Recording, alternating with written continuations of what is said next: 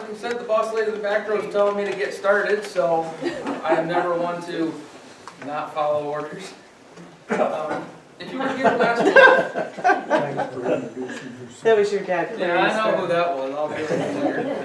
If you were here last month, you may recall at the end of my presentation, I was talking about the Nordmere and the 8 guys that were rescued off of that.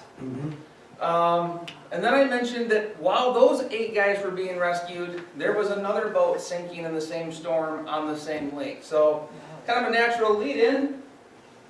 That's the boat we'll talk about tonight. It's kind of interesting. I've always liked this story.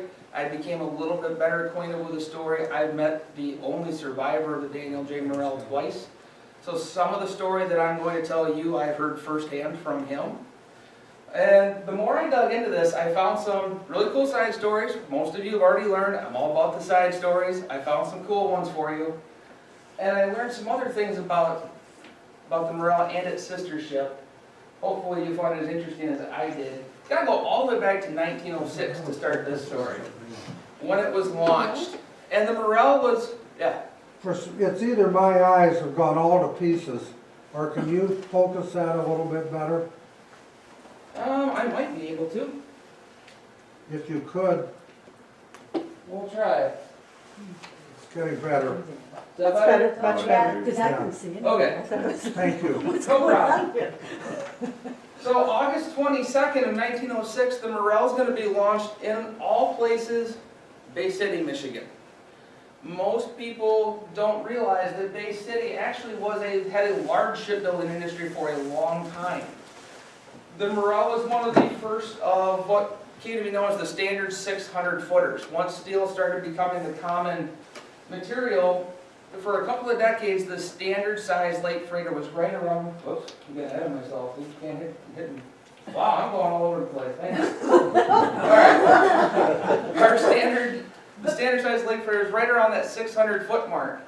And you can tell they were pretty proud of the Morrell when it was launched, talking about equipped with all the new modern equipment.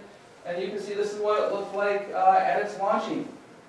It missed being the queen of the lakes, the longest on the lakes, by 4 days. 4 days, oh yeah, right before I move on, it's kind of cool. If you go to Bay City, you can see where the Morrell was launched. It's now the municipal marina. So if you go down and watch and take a look at all the yachts and fishing boats, that's actually where freighters used to be launched. I said it missed being the queen of the lakes by 4 days. 4 days earlier, the Edward Y. Townsend, its sister ship, was launched in Superior, Wisconsin. How does that beat the Morrell if it's the sister ship? No one can explain this. The same plans were used for boats in Bay City and in Superior. Somehow, even though they used the same plans, the boats out of Superior wound up 1 to 2 feet longer. No one's really sure where that extra foot came from. But 4 days earlier, the Townsend is going to be launched, and one source says 1 foot longer, one source says 2 feet longer, and she beats the Morrell by a little bit. 1909, August 13th, the Morrell is upbound through Whitefish Bay. It's foggy, going real slow, and he's going to run into this boat, the Henry Phipps, which is a true sister to the Morrell. Same plans, looks just like the Morrell, also launched at Bay City. Both ships survived the collision, they are repaired. I found it interesting in the Sioux Evening News, they described the hole in the Morrell. You could have driven a team of horses through it. So in 1909, we're still measuring the size of damage based on how many horses can walk through the hole. I just showed you a picture of the Edward Y. Townsend. The Townsend and the Morrell are going to be intertwined their whole careers. April 26th of 1909, just a few months before this, the Townsend is in a collision with a Philip Minch in the fog in Whitefish Bay. So 3 years after their launch, they're both in collisions at the same part of Lake Superior in the same conditions. The Morrell you can go to Washington, D.C. today and see part of the Daniel J. Morrell at the Smithsonian Museum. In 1922, it becomes the first bulk carrier to have a gyro compass installed. Before this, It had magnetic compasses. Works great, unless you're sailing through Lake Superior surrounded by iron deposits. And then your compass doesn't necessarily point where you think it is. So it's the first one to have the gyro compass installed. The gyro compass helped me out a little bit. I'm not a huge technological person on compasses, but it has, is it magnets that spin? Yep. Okay, magnets spin around the compass and it offsets the pull of any iron deposits around that would throw it off. 1930s, I can only tell you the 1930s. It has a new forward cabin. You can see early on, it looked like this. Later on, the outside pilot house is going to be enclosed. And it's going to end up in the 1930s having this pilot house and forward cabins installed. I can tell you it was somewhere between 1936 and 1941. I was not able to narrow it down past that.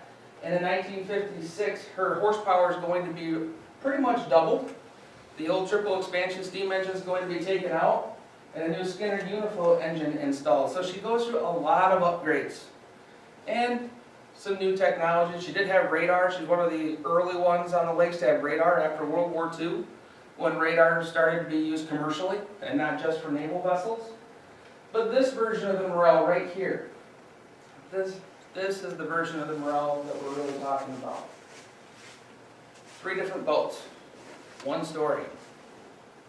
The top boat right here, this is the Bethlehem. They all sail for the Bethlehem Steel Company. It's the Bethlehem that is going to be the cause of the loss of the Daniel J. Morel. Why do I say that? The Bethlehem in late 1966 suffers a breakdown. She has to go to the shipyard. I could not figure out exactly what went wrong. I assume it was probably engine related, but she's out of commission for the last month or 2 of the 1966 season. So the Morel here, and once again the Edward Y. Townsend, are going to have to make one last run. Famous last words in shipwreck stories, one final run. Because with the Bethlehem going out of commission, the company had not reached their tonnage commitments. There's a certain amount that they contract to haul per season. They hadn't met the requirements, so they called Captain Arthur Crawley on the Morel and Captain Thomas Connolly on the Townsend and said, you gotta go back north for one more load of taconite. There was some grumbling on board, but they all understood how it went.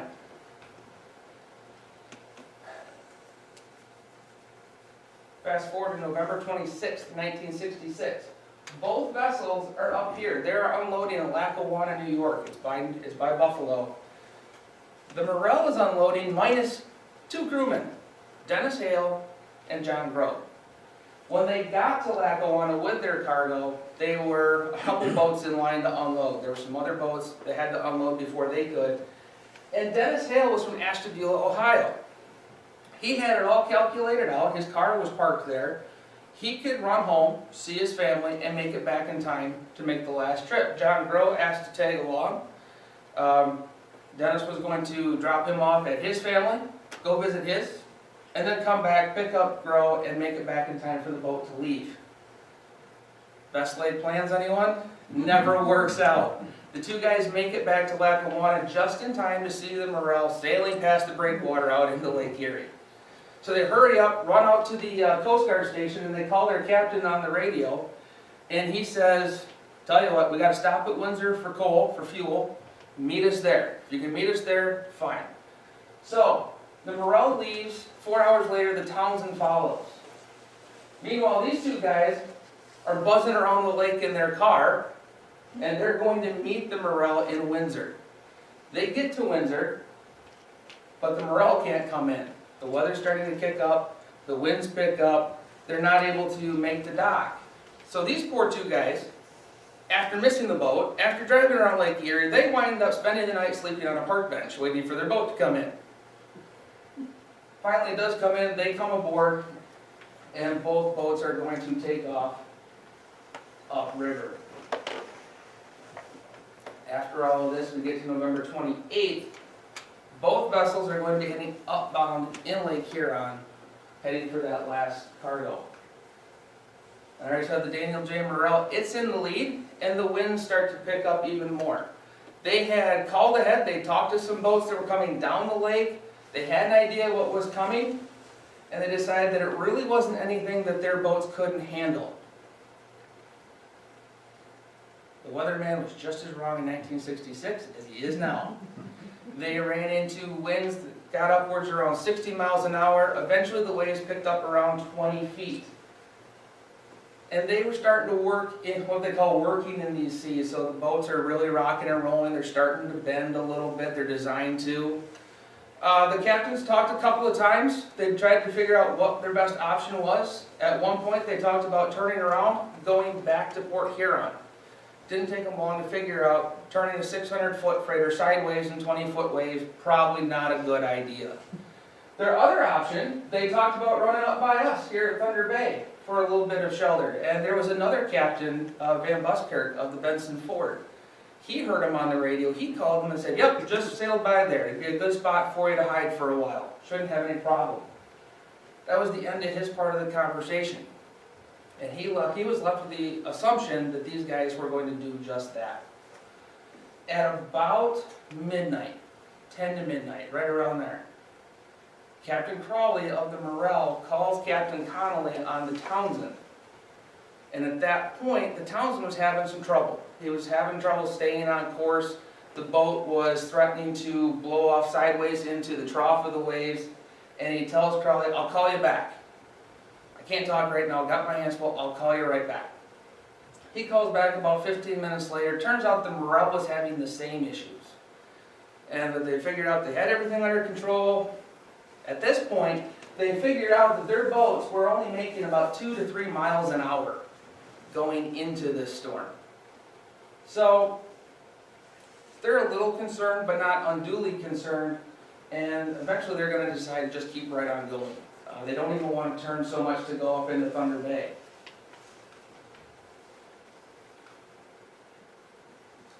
Give you an idea of what's going on around the Great Lakes in this storm. This is a passenger boat called the Aquarama. It's moored in Muskegon. And the winds were strong enough, it actually snapped the mooring hawsers on the Aquarama and blew it sideways in its slip. If you want to go to Ludington, the city of Midland, number 41, missed the piers. And he wound up going on a sandbar. Now, the crew and the passengers on the city of Midland, they had a pretty good time. They were inside the breakwater, and they were nice and safe on a sandbar outside of the waves. They spent a couple days eating really well and playing cards. And at one point, they started running out of food. The Coast Guard was nice enough to bring them fresh groceries until the weather calmed down enough that they could pull it off the sandbar and get into Ludington. This little guy, the Howard L. Shaw, he's on Lake Huron too. And the captain of the Shaw, one moment, is heading northbound. He hits a wave, and he's heading southbound. And he tells people later, yep, it spun me around like a top. It literally turned his freighter 180 degrees, and he was heading back the way he was coming. He tried twice to turn around, and he couldn't do it. The boat would not turn back around in those conditions.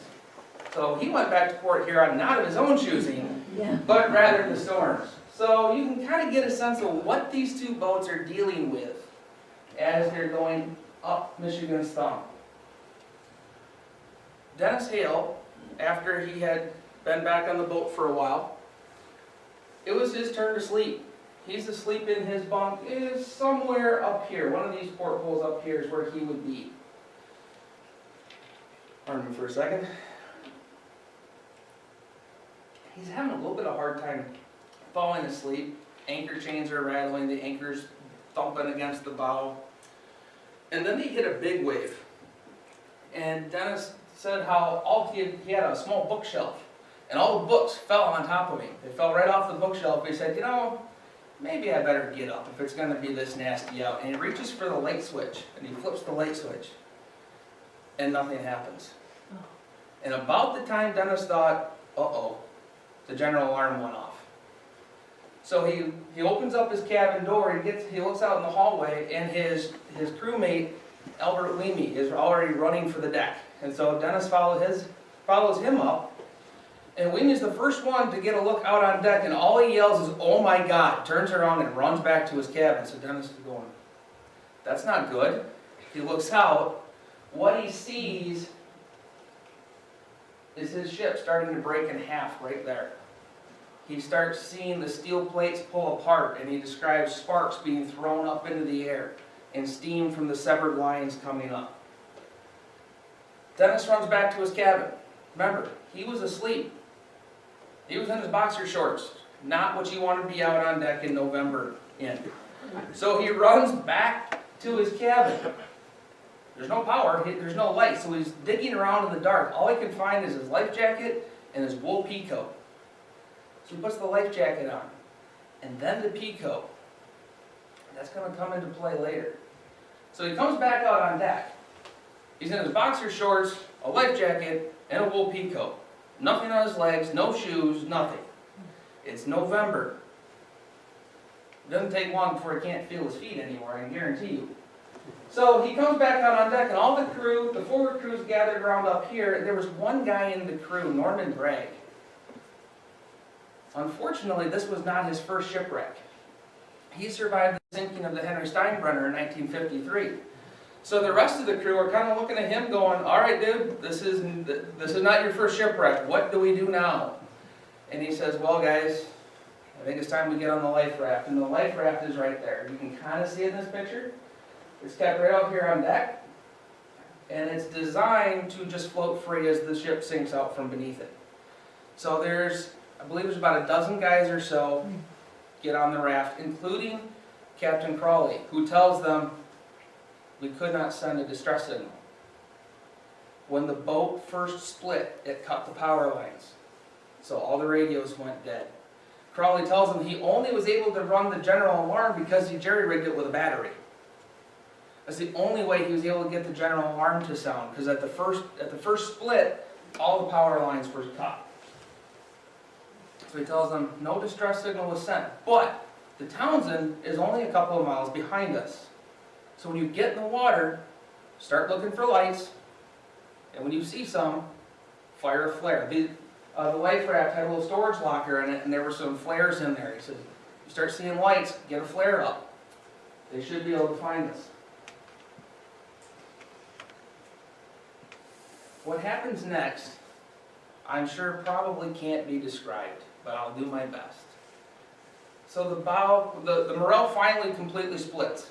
So Dennis Hale and his shipmates are on this little life raft, and he describes the stern coming at them. It's ripped in half, and they can see into the empty cargo hold coming right at them. And he sort of described, he called it, it said it looked like a headless serpent coming in and just eating. And they weren't sure if the stern section was going to run up over them or what was going to happen. What ends up happening is the stern section, remember, it's still under power. That's where the engine is.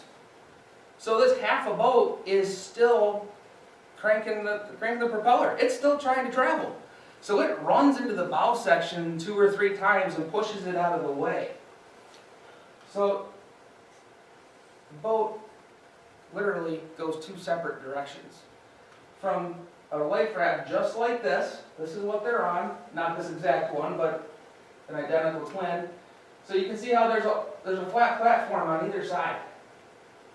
That's so if it flips over in the storm, the crew doesn't have to try to flip it over in the waves, they can just get back on. So ends up, there's only going to be 4 guys. There's a wave comes up and washes this thing off the deck, and only 4 guys are going to get back to their raft, after there were about 12 or so initially when it was still on the deck. And from this life raft, Dennis Hale is going to watch his ship split in 2.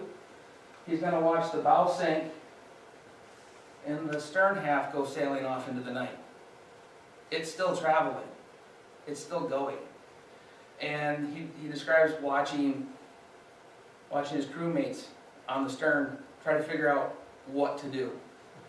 He actually said when they were still semi-attached, they looked back and there was an oiler on deck back at the stern. Must be the guys in the engine room sensed something was wrong and they sent him up to see what was up. And he still had his oil can in his hand. He said he just stood there staring. Like there was no reaction, like he couldn't quite comprehend what his brain was telling him he was looking at. Just standing out there with an oil can, watching his ship split in 2. So the stern's just going to sail off. And these poor four guys are on a life raft just watching half of their boat go by.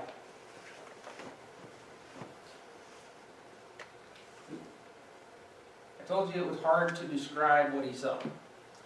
Fortunately, if you look around, there is a series of pictures. I can show you what it may have looked like. This is not the Morel, obviously. This is a boat called the Mishpachatan. It was being towed for scrap. So what you're about to see, no one was on board, but it broke in half on its scrap tow and it sank, and someone on the tug had the forethought to grab a camera. This might be what Dennis Hale saw. You can see it starting to break there. You can see it now, the stern is really sagging down, and then it splits.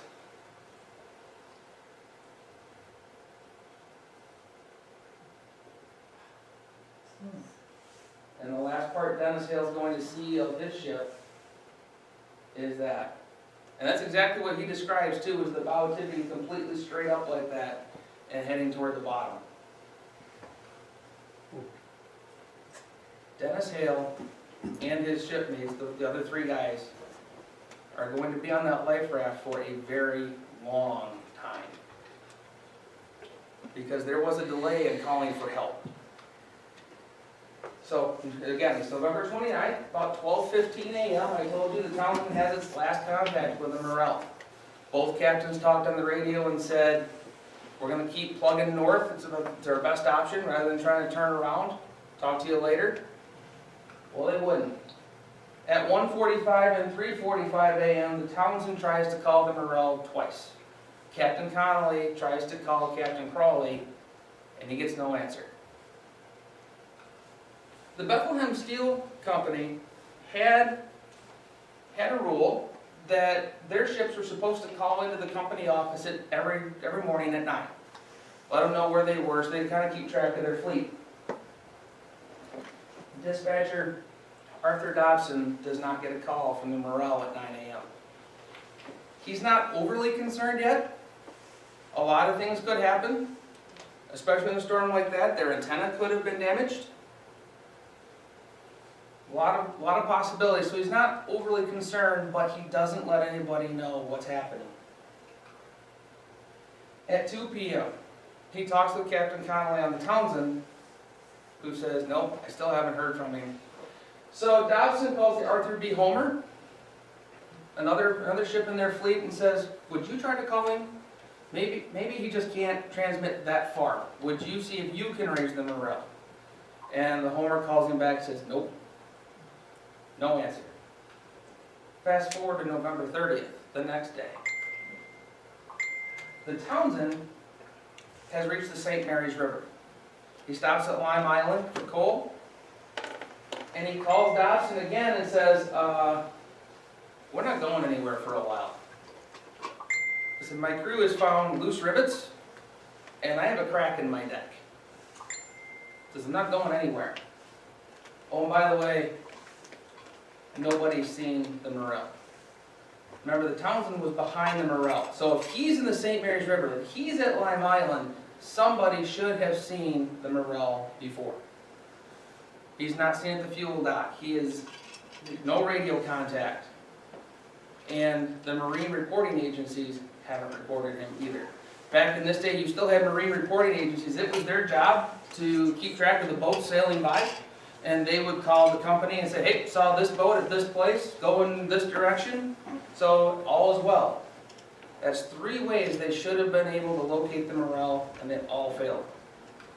So at 12:15, Dobson calls the Coast Guard and says, I got a ship missing. But that's 34 hours after the Morel goes down. In November, in those temperatures, and the Coast Guard immediately said, well, we're going to send people out, but I don't think we're going to find anybody alive.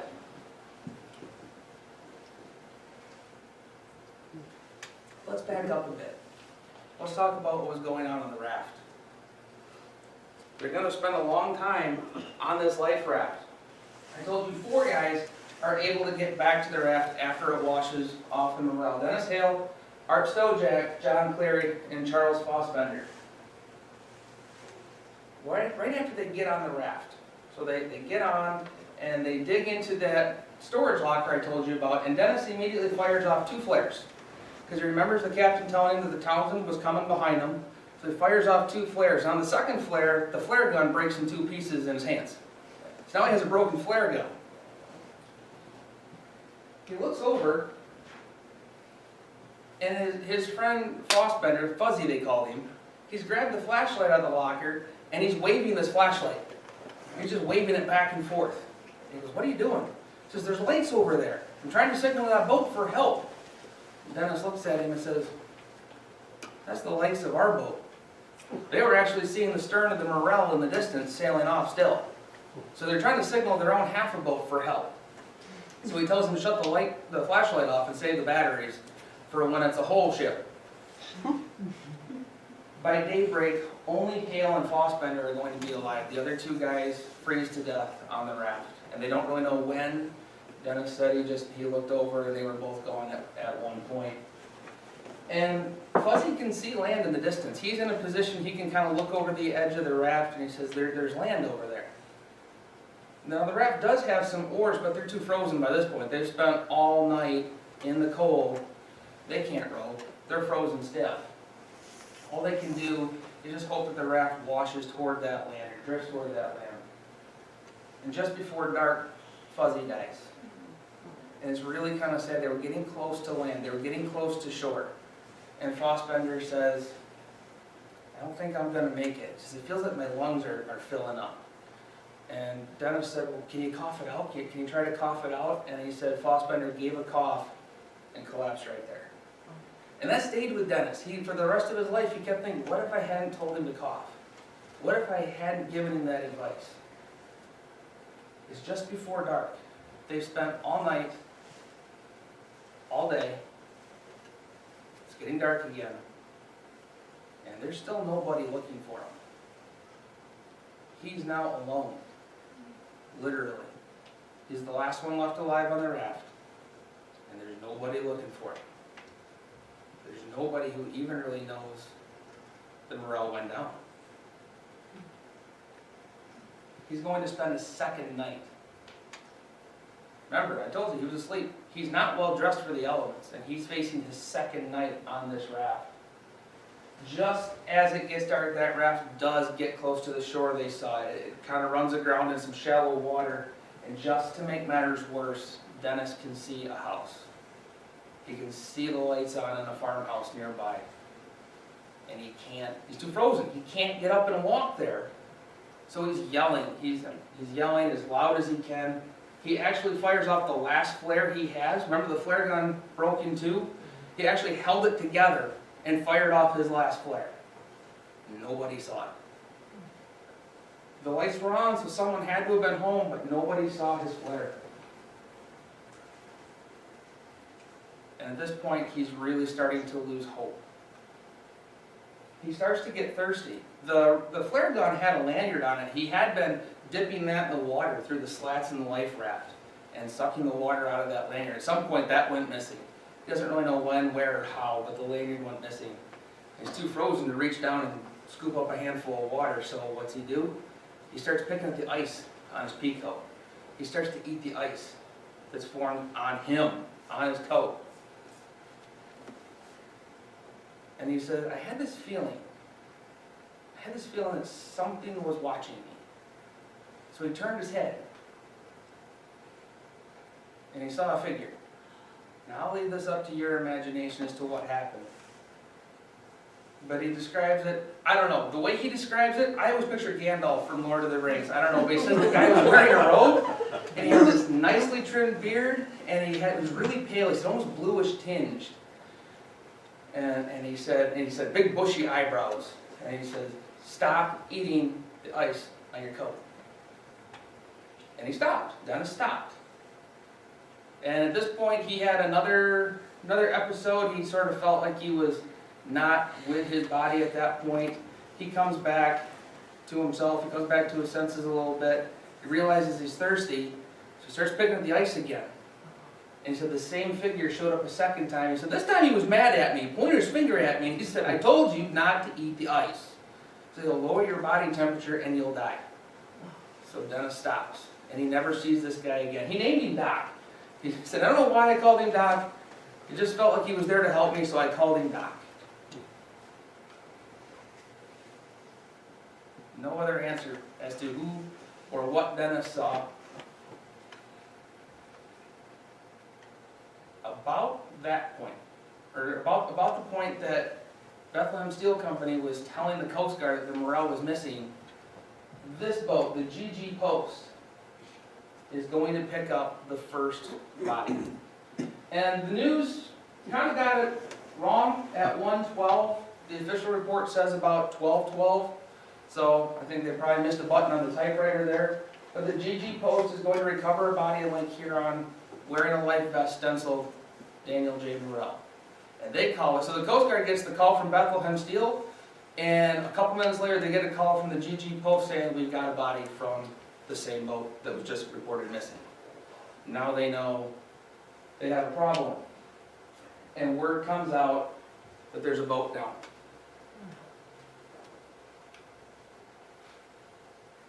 In 2 hours, Dennis Hale's going to be rescued.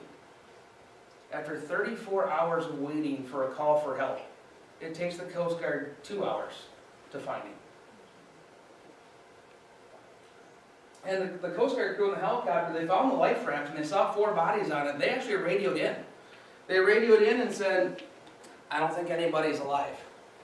And then Dennis raises his arm. He puts his arm up, and the guys on the Coast Guard helicopter were stunned. They thought there's no way. So they actually land right next to him. They wade ashore, and they get Dennis into the helicopter, and the whole time he's just yelling at him, I love you, I love you. They were the best sight he had seen in a long time. And they fly him straight to Harbor Beach. They put him in the hospital. The hospital had to hide him in the maternity ward to keep him away from the reporters. They wouldn't leave him alone. So they actually hid Dennis in the maternity ward. And he tells his story. He tells the whole story. And he tells everything. The Coast Guard came to talk to him because they want to know what happened. How did the Morel go down? And the Coast Guard officer that came to ask him a couple questions asked him, when you were abandoning ship, did you by chance grab your sailing papers as you were leaving the boat? And Dennis looked at him. I would not have had the presence of mind to say this at this point. He looked at him and said, are you aware of what I was wearing when they found me? And he said, yes, I am. And Dennis said, where do you think I put them? At which point the interview was concluded. He was in for one more shock, though. Dennis was a practicing Catholic, so he asked to see a local priest. The priest comes to visit him, and the first thing he does is he gives Dennis the last rites. He says, I kind of thought I was out of the woods at that point, and next thing I know, that I'm getting the last rites. Are they not telling me something? What's happening? Fortunately, the priest was a little premature. Dennis lived a long time after this. But unfortunately, Dennis is going to be the only one found alive. And the bodies keep coming. They're found 1 at a time, 3 at a time. The life raft from the stern was eventually found, and there was a crewman lodged between the pontoons. And no one ever figured out how that happened, how the life raft came to land on top of the guy, and he was actually wedged in there. You can see this Coast Guard officer here kind of pointing out, so the X is where the Morel went down, and he's pointing to where the bodies were recovered. Dennis Hale is going to be the only survivor from the Morel, but Lake Huron wasn't happy about that. There's an extra part to the story that I found. Never found it in any of the books, but I did find it in the newspaper. The GG Post, the freighter that found the first body, when they made the dock, their second cook fell off the ladder and was lost. So Lake Huron said, no, I want all 29.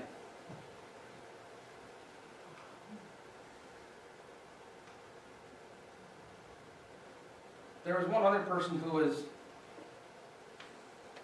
didn't like hearing the rest of the story about the Morel, because news started to come out. It was starting to reveal what the steps were taken to find the Morel, the delay that happened. And it's going to be the commander of this boat. This is the cutter Acacia. It's now a museum ship in Manistee. And Charles Milrat is the commander, and he realizes that when the Morel went down, he was 20 miles away. He could have made an attempt to render help. He was actually upbound, going in the same area. He was responding to the SOS from the Nordmere. That's why he was in the area to begin with. And had the power lines not been severed, had the Morel been able to call for help, help was 20 miles away. I don't know about the other guys on the boat, but at least the other 3 on the raft probably could have been saved. Had a call for help been able to be made. There are happy stories, believe it or not. This is Patricia Haley, 13 years old, and she's looking for this guy, Claire Haley. This is her dad, who she doesn't remember. Her parents had divorced when she was 3 years old, and she'd spent the last few years looking for her dad. She hadn't found him, and he was reported lost on the Morel. Initially, he was in the roster of those lost. Fortunately, the news was wrong. He had left the Morel just a couple weeks prior. And so she goes to the Port Huron Times-Herald offices and it says, "Can you help me find my dad?" And so they did. They put out news articles. It was in the TV news. They broadcast this story, and Claire sees it. He's in Duluth watching TV, and the news comes on, and this story about his daughter looking for him comes on the TV. And he says, "I couldn't get to the telephone quick enough." He calls the newspaper offices, and they put him in touch with his daughter. There's no more of the story. I don't know what happens from there, but because he was initially reported as lost, a girl found her dad. There's another guy who's incredibly thankful that he got sick. This is Mr. Edwards. He's the second cook on the Daniel J. Morel until Thanksgiving Day. Thanksgiving Day, he's been sick for a while. One report I read said pneumonia. And they're locking through at the Sioux, heading down toward Lackawanna to unload that last cargo. And he's taken off the boat. He's too sick. They take him off the boat at the locks. He goes to War Memorial Hospital. And it's from his hospital bed that he gets the news that his ship was lost. Had he not come down with pneumonia or whatever it was he had, he'd have been aboard for that last trip. If I hadn't gotten off Thanksgiving Day, I'd have had it too. He was not very hopeful that he would have survived. And he describes the Morel as it's a good ship. Everyone was happy, it was a good crew, and he was both relieved to still be alive in a hospital bed, but also a little bit of survivor's guilt too, that he wasn't there. Anytime a boat's lost, the Coast Guard has to do its thing. The first thing they want to do is go look at the Townsend. They want to look at the boat that was traveling with the Morel, and they want to look at the damage they reported.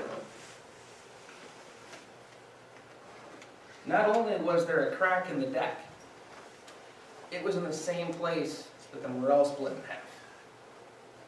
So the Coast Guard immediately pulls its sailing certificate, says nobody is traveling on this ship until you fix it. You're going to tow it to a shipyard. There's not going to be a person on board until this is fixed. The next step is look for the wreck. They knew the water was going to be pretty deep where they thought it went down. They thought it might take them a while to find it, but it didn't. They found it pretty quick. Put down a camera, confirmed, yes, they found the stern of the ship. They found one half. They found the half that went sailing off into the night. They found that half. Now in 1966, they could put divers down. The stern is in roughly 200 feet of water. They could put divers down. It was the old style with the big copper brass helmets, just like you think of stereotypical divers, right? And they went down with still cameras, with video cameras, and they took pictures of the wreck. They also brought up some plates. They also brought up some of the steel plates for testing. And that's what they found at the bottom. Just kind of sitting there, just half of it gone.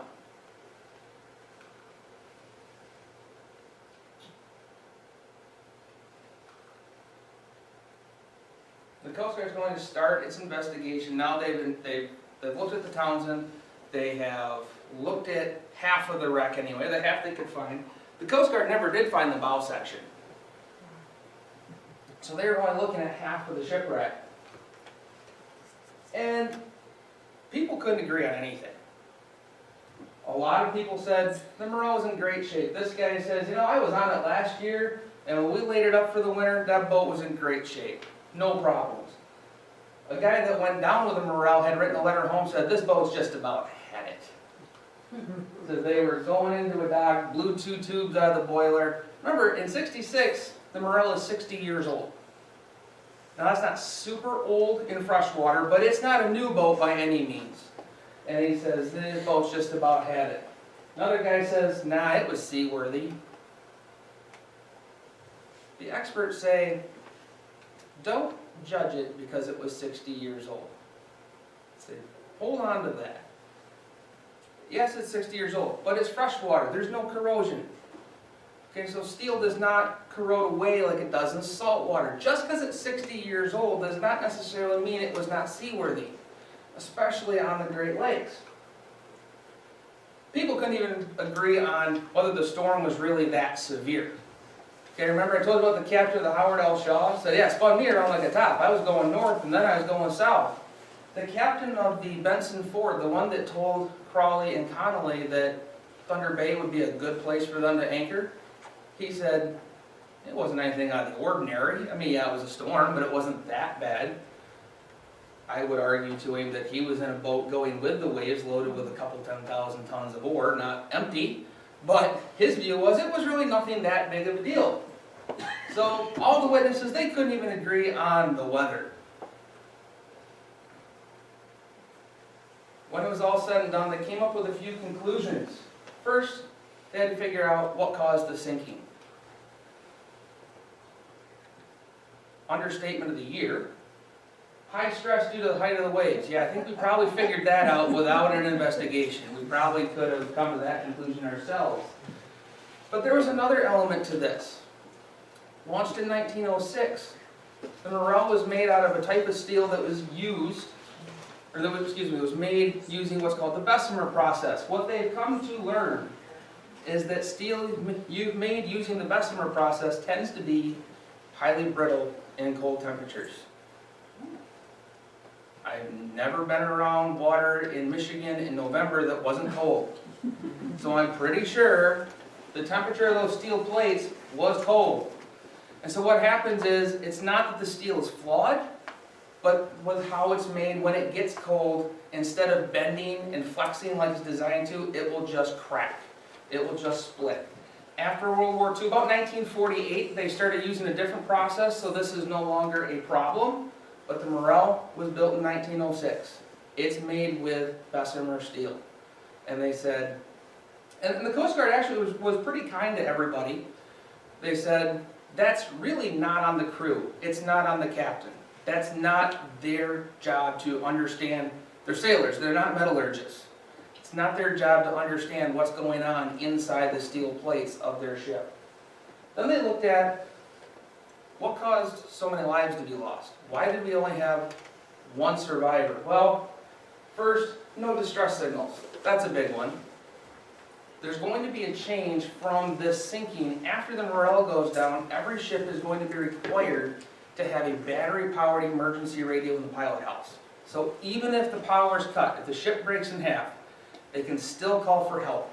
They recommended, and I didn't get a chance to look, they did recommend that all vessels have an EPIRB put on. Don't even ask me what the acronym stands for, but it's a device that goes on a boat, usually around the top of the pilot house, and if the boat were to sink, it's like a sensor or an automatic beacon, and it would float free and automatically start sending a distress signal. Whether anyone was able to send one from the ship before it sank or not. This would be an automatic device. I'm pretty sure they're required now, are they not? Yep. I'm not sure if that came from this. It was recommended. I don't know if the recommendation was adopted with this or it came later. They did hammer the company. It came later. Did they come later? Okay. They did hammer the company. They said, it took you 34 hours to tell us that your boat was missing. And think about it, when you finally told us, we found your only survivor in 2 hours. What could we have done if you had told us immediately that you had a boat missing? So they weren't too kind to the company. And they did say, you know, those life rafts, yeah, they keep you afloat, but there's no protection from the elements at all. Not at all. Which is a little ironic, seeing as those life rafts were Coast Guard approved. So initially they said those were good enough. After a couple guys freeze on one, they said, maybe not. So what happens? Well, we know where the Morel is. It's at the bottom of Lake Huron. The Townsend never sails again. It's going to sit at the dock in Sault Ste. Marie, Ontario for a couple of years. Eventually it's going to be towed overseas for scrapping, but it doesn't make it. It splits in two and sinks in the Atlantic Ocean. So I told you those two ships parallel each other. They were launched 4 days apart in the same year. They both collided in Whitefish Bay in the fog in 1909.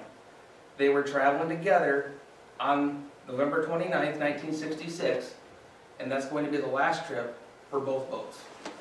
They were launched almost together. They pretty much ended their careers together, and they even had other accidents at the same time together. I told you the Coast Guard only found the stern section. So in 1979, David Trotter is the premier shipwreck hunter of the Great Lakes. If you are researching a wreck, 50% chance it was probably found by Mr. Trotter at this point. So they go out, the stern section had even been lost. The Coast Guard put a buoy on it so they could find it again, and the buoy sank. So their marker buoy disappeared and the stern was lost again. By the way, when they found the stern, they also found the sunken buoy. It was hanging out like 30 feet below the surface. I don't know if they returned it to the Coast Guard or if they kept it as a souvenir, but they did find the buoy too.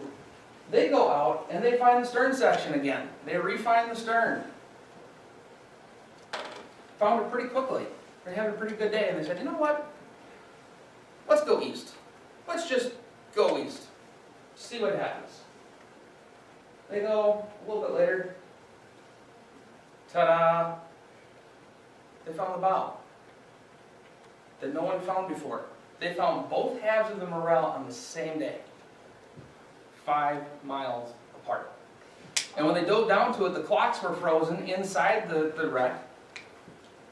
The clock here in the bow reads 1:55 a.m., about the time that Dennis Hale said that it sank.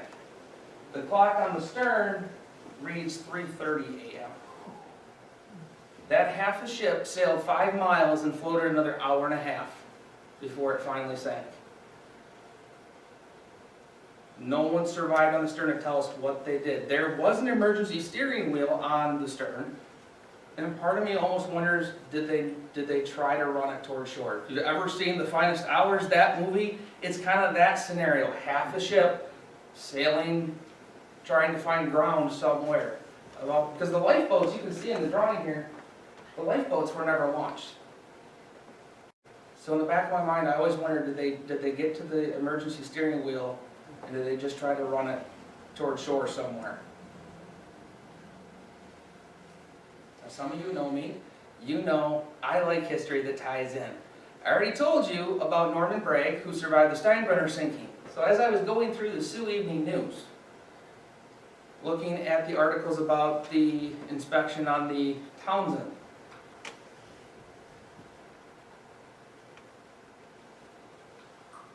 look who was in the paper that day.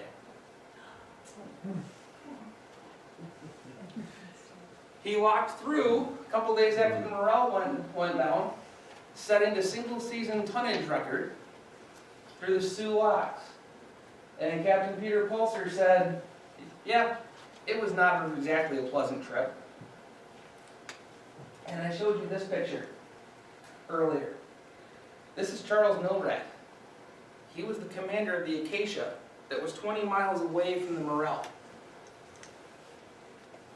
He also was in charge of the search and rescue. His boat was picking up some of the victims. Fast forward November 10th, 1975.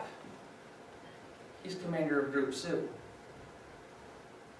This is the guy who was famously going to ask Bernie Cooper and the Anderson to go back and search for the Fitzgerald. He was on board the Acacia when the Morel went down. He's going to be in charge of the entire operation for the next major shipwreck on the lakes. I'm probably pigeonholing myself into another presentation by doing this. Yay. But this was, I didn't expect this. I was looking for articles on the Townsend, and there's just a really familiar name in a picture. And I went, I better include that. That's just way too many tie-ins here. So, I did forget to mention one little fact about Hale's survival when he was in the hospital. And I love this. They brought him to the hospital, and Dr. Oakes was his doctor, and had never dealt with a hypothermia case that bad, so he called the Henry Ford. And he said, what can you tell me? What should I look for? What should I do? And the doctors there said, kind of gave him an idea what to look for, and Dr. Oakes says, at what point will his heart stop? And they said, well, between 94 and 95 degrees. And Dr. Oakes said, well, his temp is at 92 and he's talking. So I think you missed on that one. And he survived. Like I said, I got to meet him twice. Some of these stories I heard directly from him. And he was quite a guy. He did not talk about it for a very long time.